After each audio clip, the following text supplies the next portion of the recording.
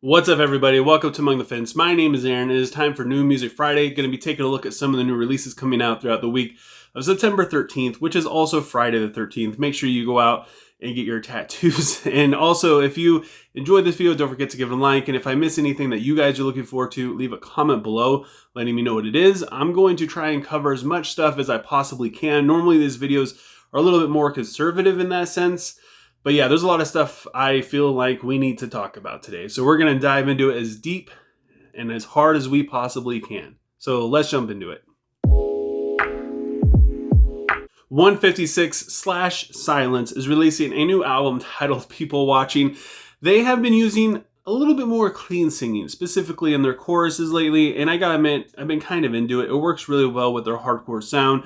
But I'm fearful that they're going to go a little bit too mainstream, a little too generic with it, especially since their first two albums were so good. And what made them good was the rawness, the in-your-face, just heavy, hardcore intensity that they brought to those albums. And I don't want them to step away from that just to get a couple more listens on Spotify. This band has something so good going for it that I absolutely love. We also have a new album from the Narrator titled Lore. These guys, they kind of fall into the same boat. Their clean vocals are good, but they're really, really close to sounding just a little too generic. Their songwriting is absolutely superb though, but at the same time, at times it could be a little basic. It's like they kind of tiptoe on the edge of being generic in terms of songwriting and vocals and being really original and sounding fantastic in terms of, songwriting and sounding original and vocals. And it's really hard to tell what we're going to get on this debut album because the singles are kind of hit or miss. We don't really know, but I hope that this album is just an absolute banger because I really love the songs that are really good, and the songs that aren't, I mean, they're still all right. I just want this album to just be the best thing that this debut album could be. Disembodied Tyrant is releasing a new EP titled The Tower, Part 1. This one is just straight up brutal deathcore with some synth thrown in there every once in a while. The production on this sounds really good. It's very raw, very real, but the drums can be very robotic sounding to my ears, especially just the very perfect sounding blast beats that are just they're just really tight. They're very tight and it sounds good, but after, I don't know, 3 minutes of just nothing but blast beats, it sounds like that, it becomes a little rough for me. I mean, it's just an EP. It's going to be a couple songs. I'll try and power through and listen to this whole thing, but I don't know.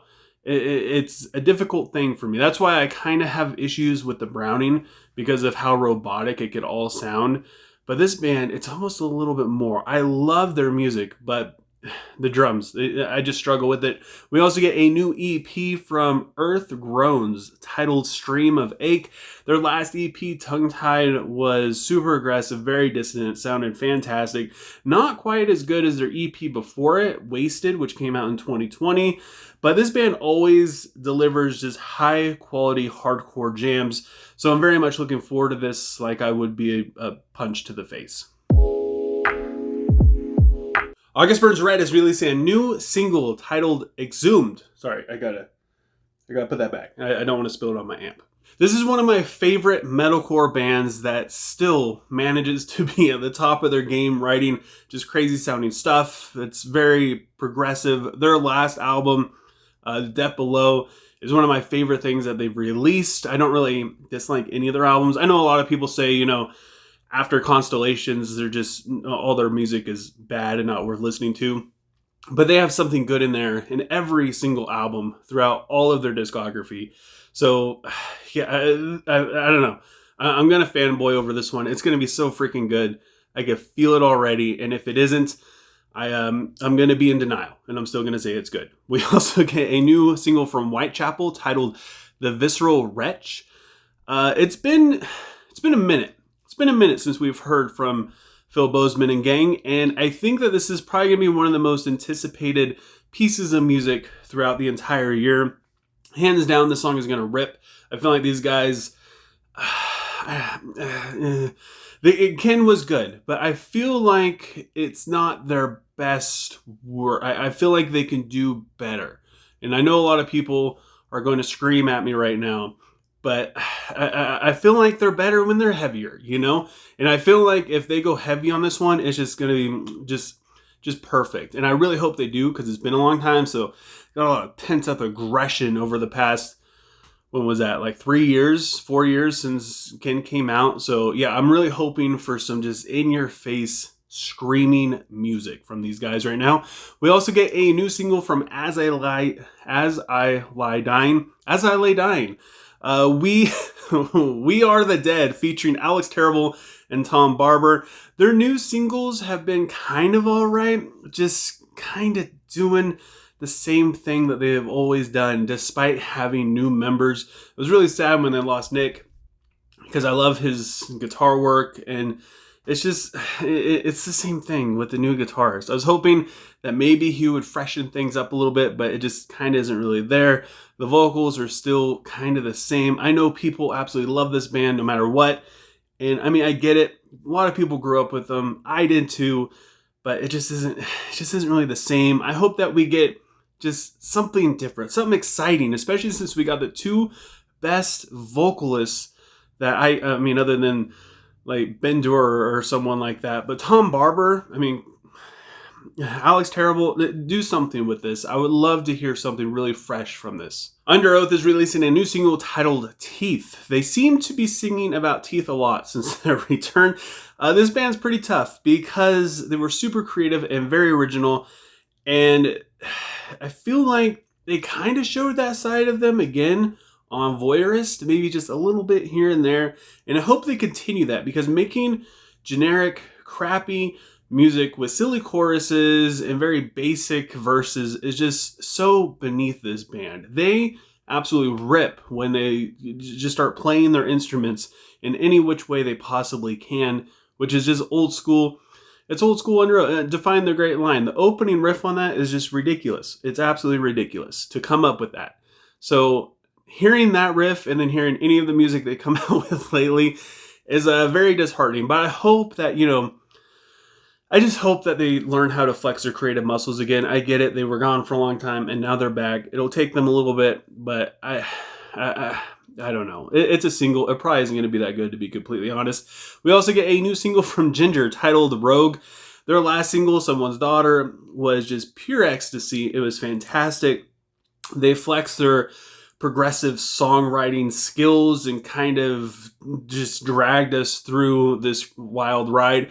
And I'm really hoping that now they release something that's very aggressive and very in your face, because that's my favorite part of Jinjer, is big fat riffs, Tatiana just screaming at me and letting me have it. We get a new single from Iotunn. I'm not really sure how to pronounce this band's name. I know I love them though. Their single is titled Twilight. This is probably one of the best traditional progressive metal bands still around right now, making good music, which is kind of weird to say because they haven't been around for more than a decade. I'm pretty sure it's been about 8 years or so that they've been around. Their debut album from 2021 has 7 tracks on it, and it's an hour long. So I expect this new single to be a pretty crazy, long, theatrical ride with some of the best prog music you could ever hear. They remind me a little bit of Opeth and Dream Theater, and yeah, it's everything good. Everything you could possibly want from progressive metal in terms of the vocals as well.